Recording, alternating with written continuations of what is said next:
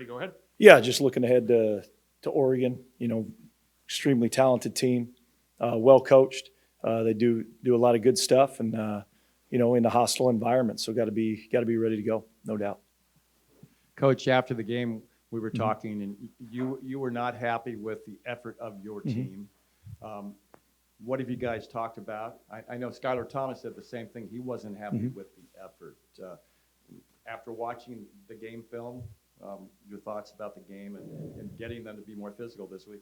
Yeah, there were some particular plays that I'd mentioned, the third and extra longs, the two that really broke our back in the game. They threw the ball behind the line of scrimmage and got not only a first down but a touchdown. And we had guys that weren't running to the ball that could have been a factor and got the guy on the ground. So that was the biggest thing that we talked about is you don't know when you're going to be the impact on the play.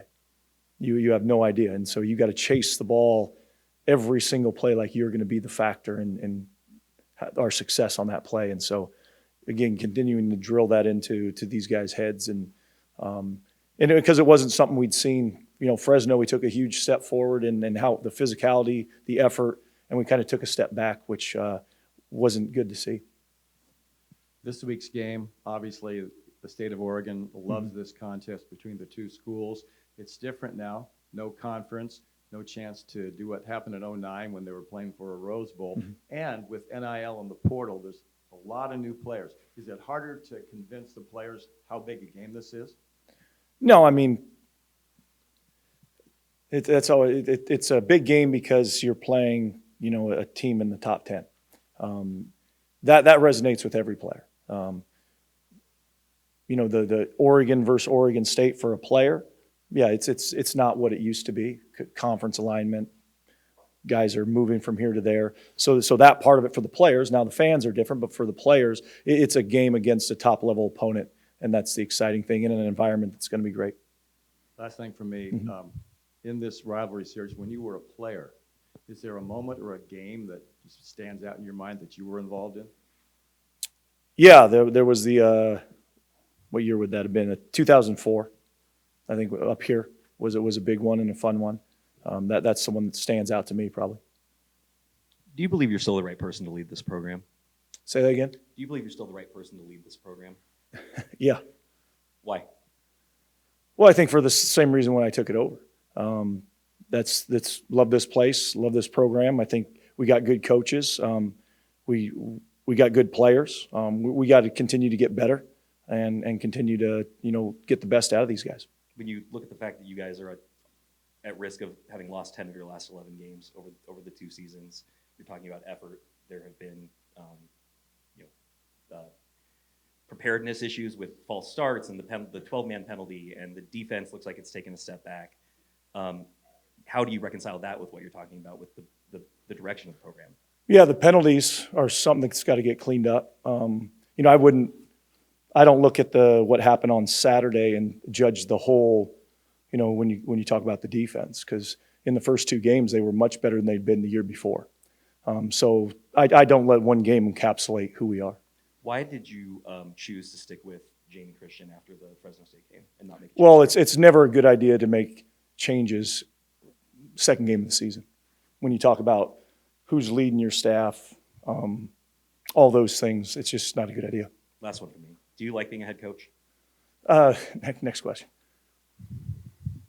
When you're heading into a game that has as much history and meaning to the people in Oregon as this rivalry game is, and then on top of that, hostile environment, top opponent, how do you get your team ready for that? And also, what are the keys to finding success and staying competitive in that game? Yeah, you got to get them ready for a hostile environment. Learn from what you experienced at Texas Tech, because that was another hostile environment. And then you got to eliminate explosive plays, which is easier said than done against a team like that. But that's really what these two offenses, Tech and Oregon, thrive on is big plays, chunks of 20 or more. So that's what we got to limit. You brought on a couple of veteran coaches to your staff this offseason, several actually veteran coaches. Mm-hmm. What have your conversations with Coach Akey and Coach Kavanaugh been as you're going through a tough stretch? What are they telling you as a second-year head coach? Yeah, I mean, I'm not going to go into specifics, but it's just advice, and guys have been through these things before, and really motivation and perspective is the biggest thing. Hey, Coach, I'm wondering if you can give me insight into the emotional state of this team right now. Obviously, a difficult situation to be in early in the season, but do you see leaders on the team lifting others up? Do you see guys maybe down on the way things have been going? What's your perspective? The leadership has taken a step up. Obviously, I've seen them yesterday, day after the game. Everyone's disappointed. The way that game went was not what we expected it to go. So there's disappointment. There's no question. But it has brought leadership and guys stepping up and being more vocal. Do you feel like it's the team is keeping together in a healthy way based on how? Oh yeah, any negativity is the outside noise. There's no negativity in that team room. No one's looking for anything. So as far as the players and what's going on inside here, I'm happy with what we're doing and happy with what they're doing.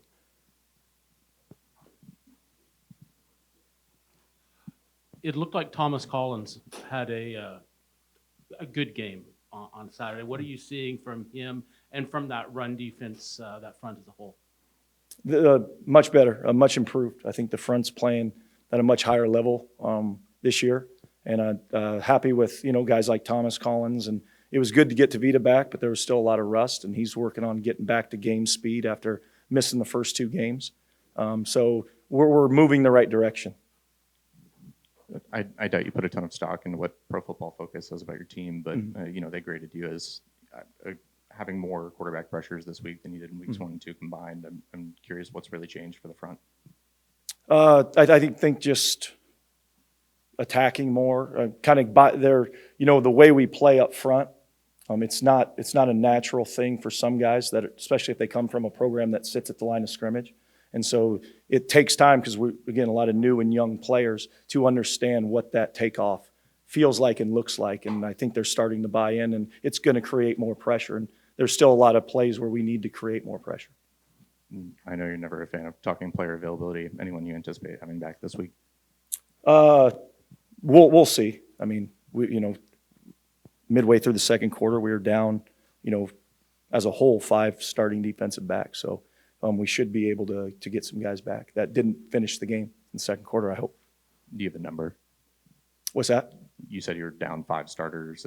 We were in the second quarter of the Texas Tech game, yeah. Do you have a number of how many of those starters you anticipate having back this week? Well, it all depends on, they check in today, and but we should hopefully get at least a couple.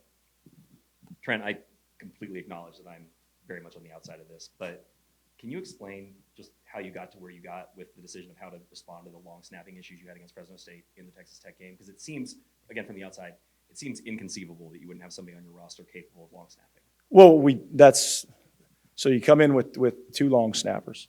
Dylan Black, who's done it for a long time. He gets hurt against Cal.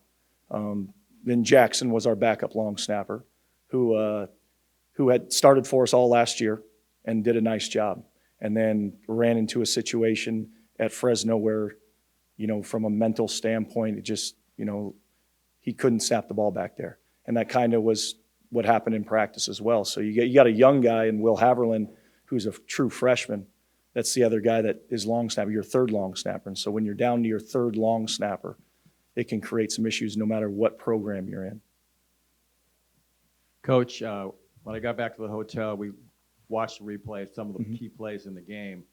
The catch by Wells, the deep ball. I've seen a lot of great catches. You have, but one-handed being face smacked at the same time. Take us through not only about him, but you got to feel good about the young receivers you have. Yeah, David Wells. We talked about David Eddy, guys that have to step up, and be productive. And it's good to see them have some production. And there's still a lot more out there for those guys. Apologize if this already has been asked, but just your offensive line, how would you assess kind of where they are right now and what improvements that group specifically needs to make in order to find some more success, giving Malik more time this week and really growing the run game a little bit more? Yeah, I think biggest issue on Saturday running the football was, identifying and making the point, right? Because that sets who everyone's working to. And then there were times where we tried to change it in mid-play. Like you got to make your point and follow your rules and go to your guy. That's one big way where you can improve right off the bat by just trusting, what you see, what they're in, and staying on your track. And then pass protection, we got to give Malik more time, and there's things you can do to help them out, but also schematically things you can do, chip and do some stuff when you got, guys like on the edge like Texas Tech had. Coach, as tough as the circumstances were, still a special moment for Carson Boschma. Tell me a little bit about him, his play, what he did on that play that was impressive, but how big of a moment for a kid like that, as hard as he's worked, to have a touchdown? Yeah, I mean, another guy, walk on, worked his way into a position where he can get on the field, and it was great to see him have, some success like a touchdown.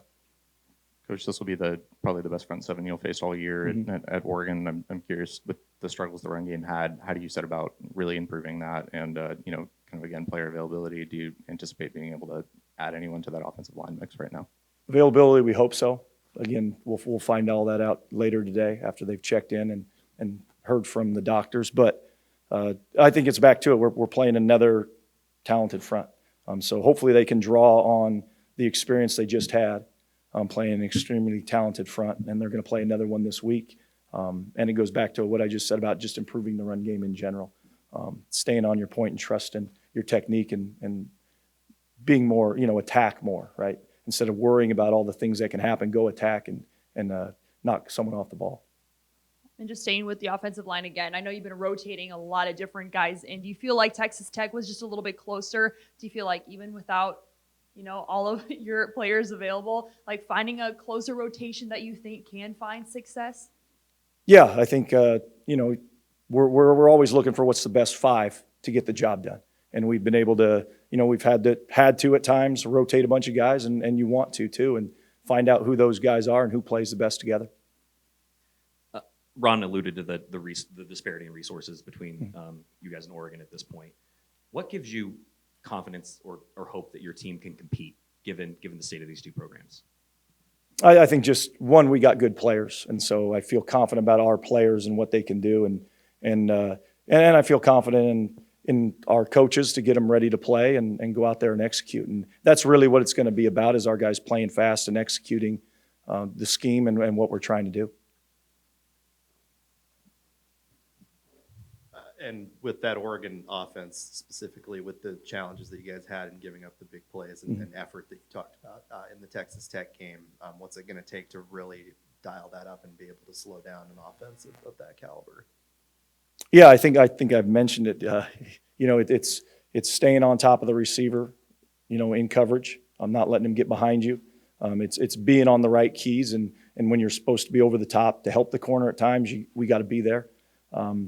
And then the talent is the talent. But I feel good about the guys that we got going out and doing the jobs we're asking them to do.